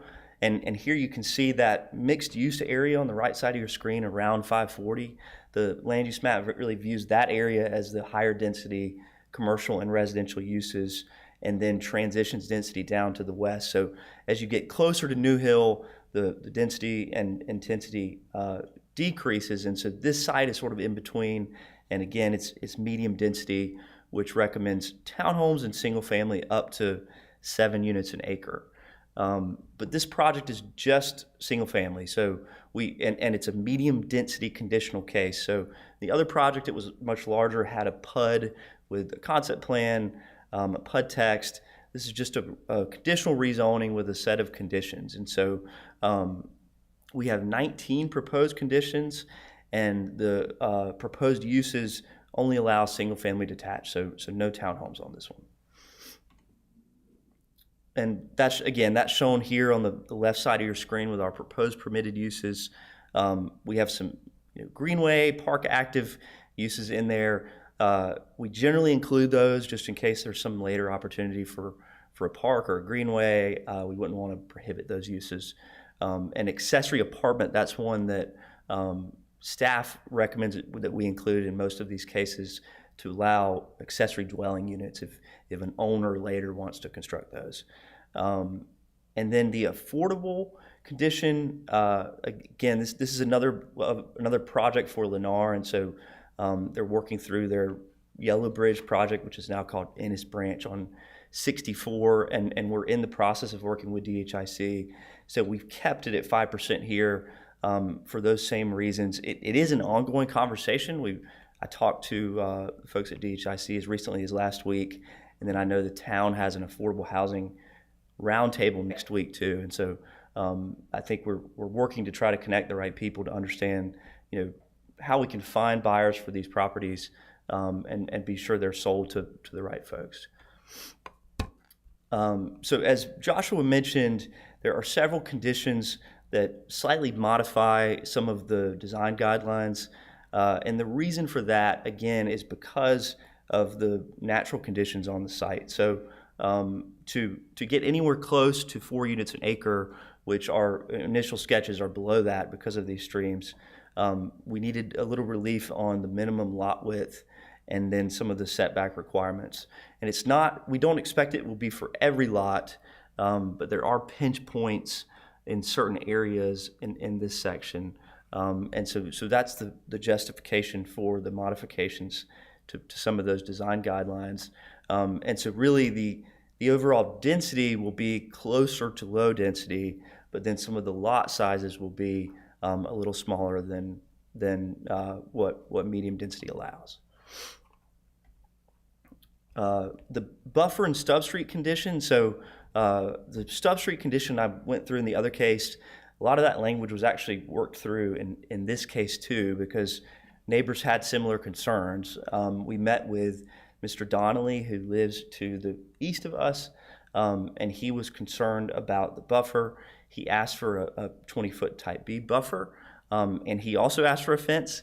And in this case, we agreed to the fence. This is actually the case where the EAB did not like the fence condition. And so after that EAB meeting, we looked at our internal plans. Because the site's much smaller, our sketch plan is much more set than the Welch Homestead PUD. And so we did agree to the privacy fence and that the stub street would stop short of the property line. Mr. Donnelly had similar concerns in that he wanted a thick perimeter buffer, but he also wanted the street and utility stubs in case his property were developed in the future. And so we drafted that condition to accomplish both things, to keep the utilities in the road at the property line and keep the perimeter buffer in place until, if at sometime in the future his property is redeveloped. And then we applied that same language to the property to the south, but specified that the fence will stop short of this riparian buffer because we didn't want to fence the open space and wetland area there. We wanted to allow freedom of movement for wildlife, and if I remember correctly, I believe that was a change we made after the EAB meeting. So We agreed to the fence. EEB asked about wildlife, and then we've modified that language, and so this is how the condition reads now. Transportation zoning conditions.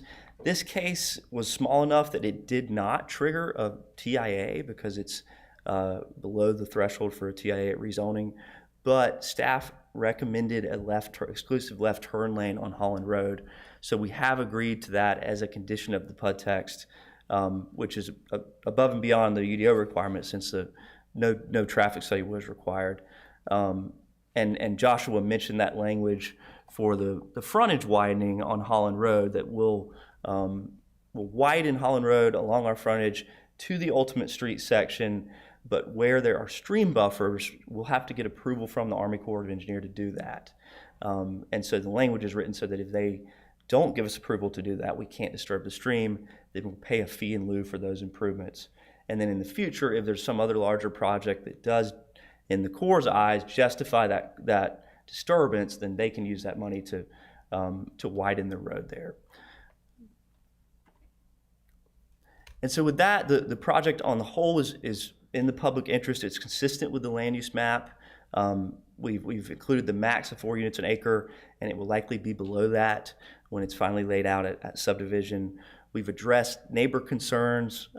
We've committed to a left turn lane, and then we do have an affordable housing commitment, which for this project guarantees at least a few for sale single family detached units. So since there aren't townhomes, those will definitely be single family detached, which I think is really helpful to add to the stock of affordable housing. So we appreciate your time and request your approval. Thank you.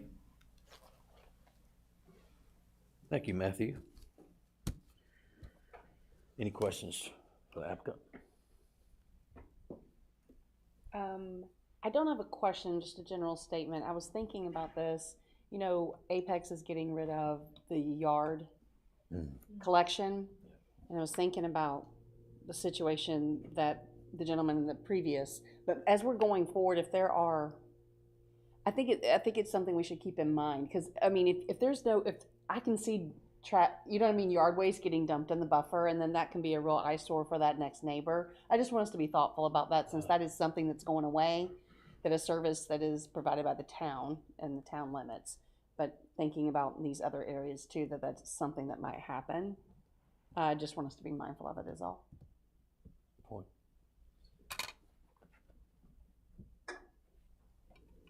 Any other questions? Was there mention of accessory dwelling units in this one, or was that? I believe so. Let me double check. I thought I saw that. Okay, Yes, yeah. accessory apartment, yep. So- Staff asked us to include that in every rezoning case. Okay. And I don't know, Joshua, if you want to speak about that. Don't want to speak for you. I just, since it is such a limited property and they're already making the concessions of, you know, putting those probably 4, right? What's that gonna look like for an accessory dwelling? Are we talking a single small apartment that's gonna fit on that lot, or help me out? What are we looking at? So accessory apartment can take many different forms. It could be someone having an addition to their home that's more like an in-law suite. It could be a unit above a garage that has a separate entry and access with, you know, its own complete living facilities and everything like that. So it really depends on what the individual owner would like to do with their property, but just having the ability to do that, and along with this use, we also ask applicants to include a condition that HOA covenants cannot restrict them. That way it still leaves it open, because even with the use being there, if the HOA covenant says that you can't have it, then the use doesn't matter. So just having that in there kind of just gives the opportunity for, you know, if you got a kid in college going to NC State, you know, having a separate unit for them, you know, creating some independence there, things like that. Thank you. I just wanted that clarification. Thank you. So it's just allowing for the opportunity. It's not requiring them to continue stubbing all the way out for that use at the time of close. That's Right. just something that would happen in the future. Yes, it would be on each individual property owner to make that choice. Okay, thank you. Joshua, I have a question. Yes. What's the buffer, I guess, minimum distance of the buffer for the streams on each side? So it would follow the riparian buffer standards. I believe that's 20 feet for zone 1, 30 feet for zone 2, so a total of 50 feet for those two zones. And then depending on the area of town, I'm not sure if this part of town has the zone 3 town of Apex buffer, which is an additional 50 feet. So it's basically 50 feet to 100 feet on both sides of the stream. And I believe this one would have that 100 feet on both sides of the stream. So we have a lot of streams that are going through these parcels. How much, I guess, what's the acreage, usable acreage of the site? Just I'd wondering. like to call Mr. Curry up if he may not have that number either, but I certainly don't. You're asking for the buildable acreage that doesn't include the riparian buffers. Okay.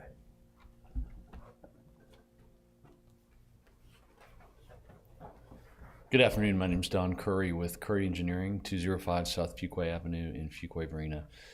Yeah, I actually don't have that acreage, but the SAP is correct. It's a 50-foot buffer that goes through the middle of the property, 50 feet on either side, and a 100-foot buffer on the north side. So it's a larger creek, larger buffer. So it is quite a bit of acreage when you add it all up that we can't touch, that we need to stay out of. But yeah, two different streams, two different buffers due to the size of the stream.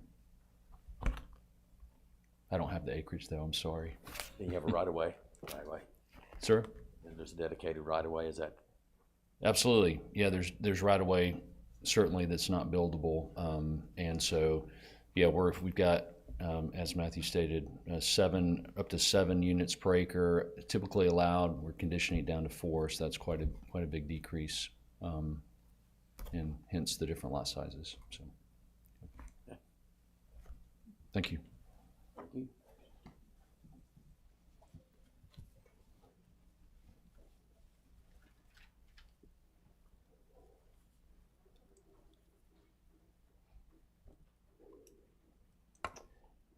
Any other comments, questions?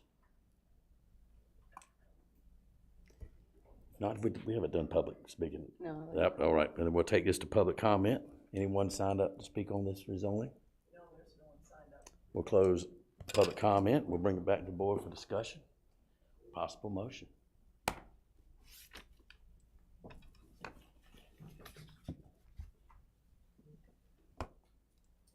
So I'll go first. This seems like it's pretty straightforward. It's land use map. It's decrease in number of homes allowable, but also understand the reasoning of why is also because, well, you're up against nature. So I get that. Appreciate you working with Mr. Donnelly, getting that squared away with the other neighbors. With that, I would make a motion to approve the rezoning case, let's see here, 25 CZ 19. Have a motion for Tim. Do we have a second? I'll second it, Mary. Have a second from Mary. All those in favor say aye. Aye. All that oppose? Motion carried. All right. Then we have no new business this evening. I guess we're just waiting for one more motion. Make a motion to adjourn. We have a motion to adjourn. Do I have a second? Sarah can second. Sarah, second. All approve, say aye. Aye. All opposed? Good evening. My objection thing under the thing, that's all I gotta do, right?